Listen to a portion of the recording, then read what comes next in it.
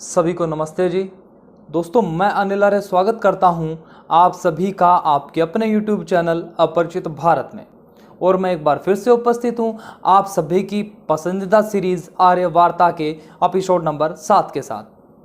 दोस्तों, सबसे पहले मैं आप सभी से क्षमा चाहता हूं कि एक सप्ताह से वीडियो नहीं बना पा रहा था। मैंने आप सभी को अपनी कम्युनिटी टैब में भी बताया था, मैं किसी सांगठनिक कार्यों में ज़्यादा व्यस्त होने के कारण नया वीडियो नहीं बना पा रहा था। तो मैं उनसे थोड़ा सा निपट कर अब दोबारा आप सभी के बीच आया हूं।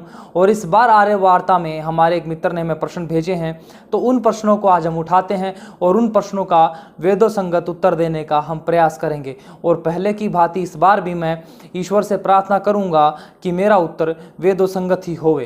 तो दोस्तों, समय व्यर्थ न करते हुए चलिए शुरू करते हैं आज का वीडियो।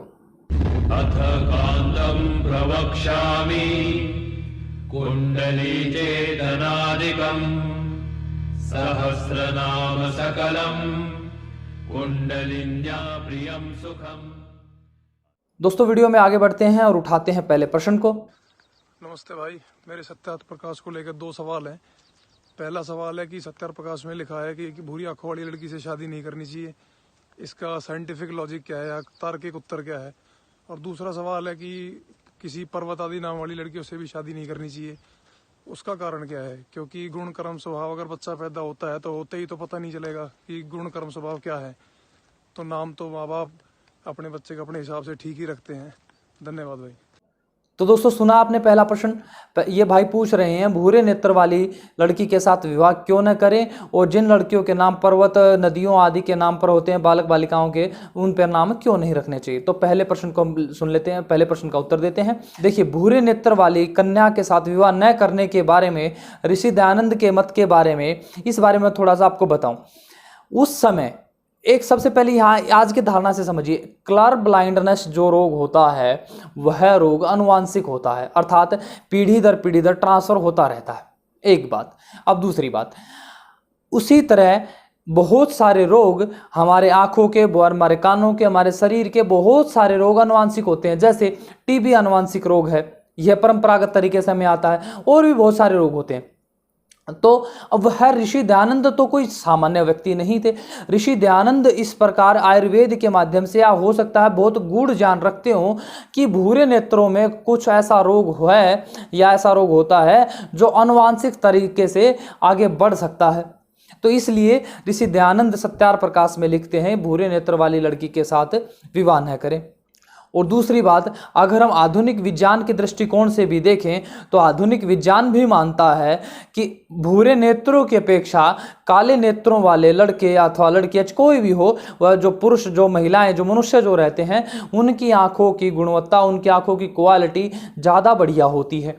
तो यह आधुनिक विज्ञान से भी सिद्ध होता है कि भूरे नेत्र वाले की आंखों की गुणवत्ता जो है वो कम है। अब ऋषि दयानंद लिख रहे हैं सर्वश्रेष्ठ के बारे में, सर्वश्रेष्ठ अर्थात आर्यों के बारे में। संसार की हर श्रेष्ठ चीज के ऊपर अधिकार सर्वप्रथम किसका है? आर्यों का अधिकार है। तो आर्य जो भी लोग हैं, श्रेष्ठ लोग हैं, जिनका आचरण श्रेष्ठ है, वह श्रेष्ठों के साथ ही संग करें, श्रेष्ठों के साथ ही व्यवहार करें, उन्हीं के साथ गृहस्थी करें। तो ऋषि दयानंद इस वजह से ये लिखते हैं। अब दूसरा प्रश्न भाई ने पूछा था कि इस प्रकार के नदियों के, पहाड़ों के, पर्वतों के नाम आदि वाली लड़कियों आदि बालकों के नाम क्यों रखने नहीं चाहिए।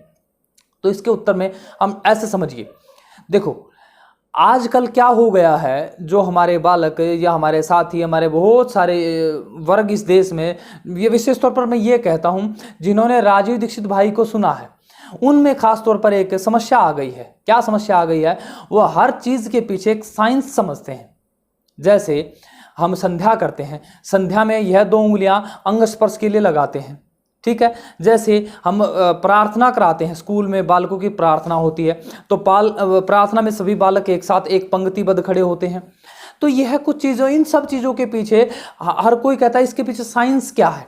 और आजकल के जो वामपंथी लोग हैं वह हमारे लोगों को इस बात पर घेरते हैं कि इसके पीछे साइंस बताओ। देखिए, मैं आपको बताना चाहता हूं, हर चीज़ के पीछे साइंस नहीं होता। बहुत सारी चीज़ों के पीछे, ऋषियों के मत के पीछे अनुशासन भी होता है।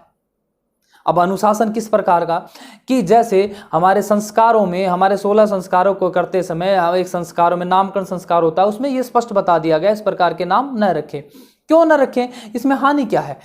सबसे पहले तो ये समझ लीजिए, यह संस्कार कोई ऐसा नहीं है कि इसको तोड़ना ही नहीं है, ऐसा नहीं है कि सार्वभौमिक नहीं है, इसको हम अपनी अपनी परिस्थितियों के अनुसार बदल सकते हैं। इसका उदाहरण भी आगे सुनाऊंगा। सबसे पहले समझिए, जैसे हमने अपने बालक का नाम रख दिया हिमालय। अगर पुराणों की बात करता हूं, एक व्यक्ति का नाम हुआ हिमालय, उसकी पुत्री हुई पार्वती, उसके साथ विवाह हुआ शिव नामक व्यक्ति का।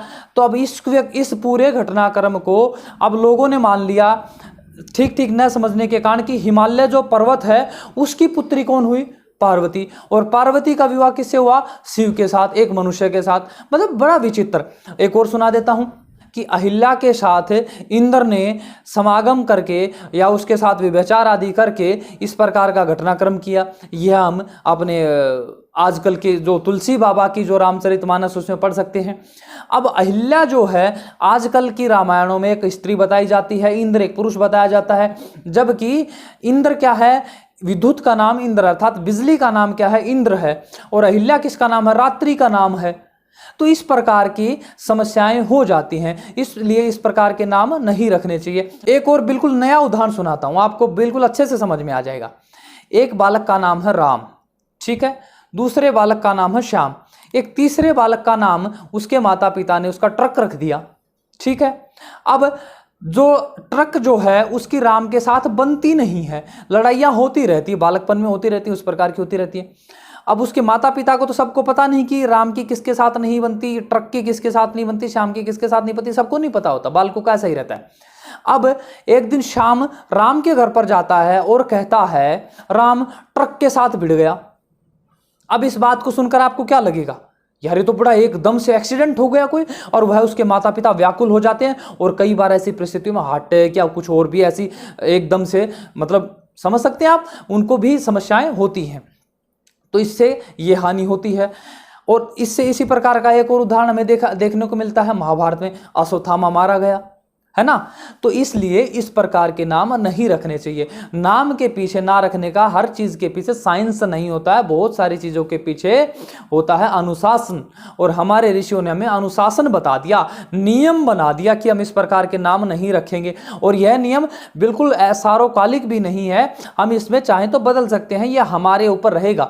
उदाहरण देखो, हमारे संस्कार विधि में कहते हैं जो बालकों के नाम हो 4 अक्षर के हों, जो बालिकाओं के नाम हो 3 अक्षर के। परंतु हम देखते हैं हमारे ऋषियों के नाम महर्षि कणाद है, जैमिनी है, आदि बहुत सारे नाम हैं जो 3 अक्षर के हैं। तो यह कोई ऐसा कोई सख्त नियम नहीं है जिसको बिल्कुल मानना ही मानना पड़ेगा, और इसके पीछे साइंस भी नहीं है।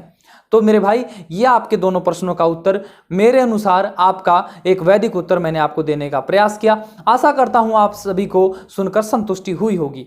और अगर आप भी इसी प्रकार के आपके प्रश्नों का उत्तर मुझसे चाहते हैं तो मैं आपसे निवेदन करता हूं, हमारा एक टेलीग्राम ग्रुप है जिसका नाम अपरिचित भारत परिवार है, जिसका लिंक डिस्क्रिप्शन में है।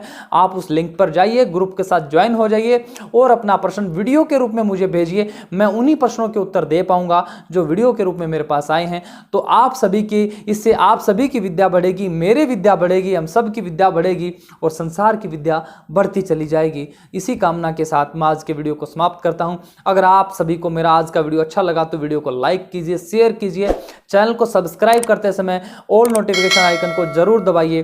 तो दोस्तों, अब मैं मिलूंगा आप सभी से अगले वीडियो में। तब तक आप सभी लोग अपना बहुत सारा ख्याल रखें। बहुत बहुत धन्यवाद, बहुत बहुत आभार सभी को। नमस्ते जी।